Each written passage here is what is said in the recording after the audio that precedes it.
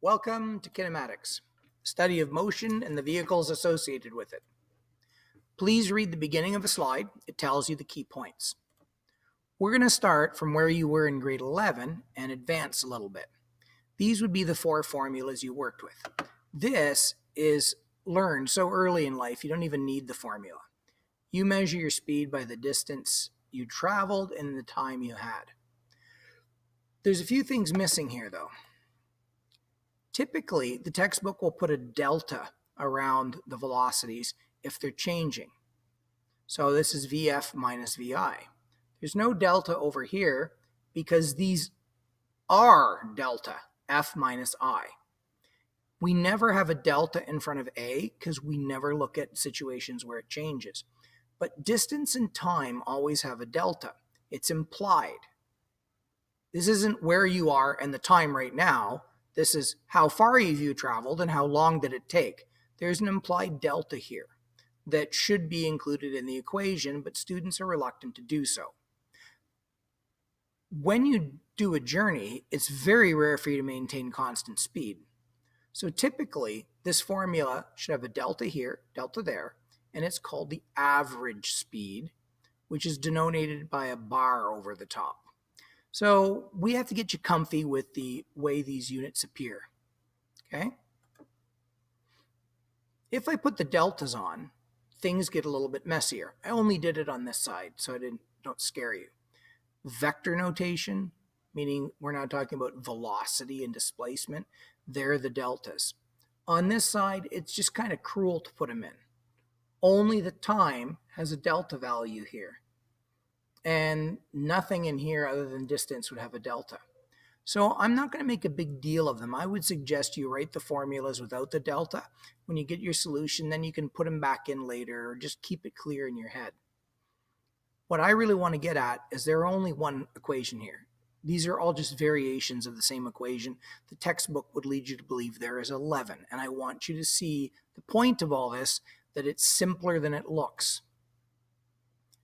When you give me a solution, the practices I want you to have is to itemize the knowns and unknowns in a box, whether you need 3 simple unknowns or if the problem has F's and I's in it and you need to itemize beginning and ending points. And it's all covered here. So let's take a look at a first use of the formula speed is distance over time.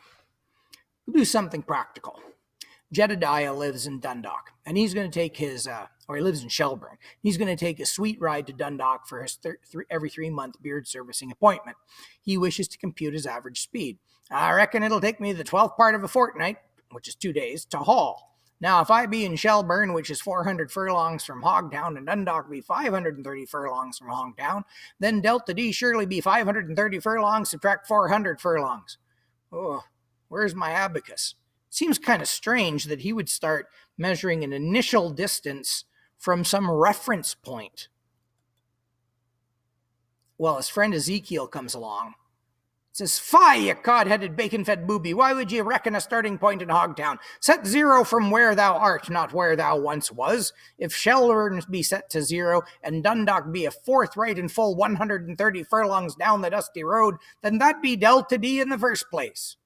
So he points out, like, seriously, dude, just set your odometer to 0. But I suppose they don't have that in those things. So here's his calculation. Speed is distance over time, which is an average, because the horse is obviously, this is a beginning and an end. We're not measuring anything in between. He travels 130 furlongs in a 12th of a fortnight, which makes his speed 1,560 furlongs per fortnight, forsooth. So the Amish have to do this all the time since they're not allowed speedometers in their wagons. And that be how we get the speed from Shelburne to Dundalk. Some of us are allowed to drive cars. So you take a transport truck and you drive 75 kilometers in half an hour. How fast is this truck going?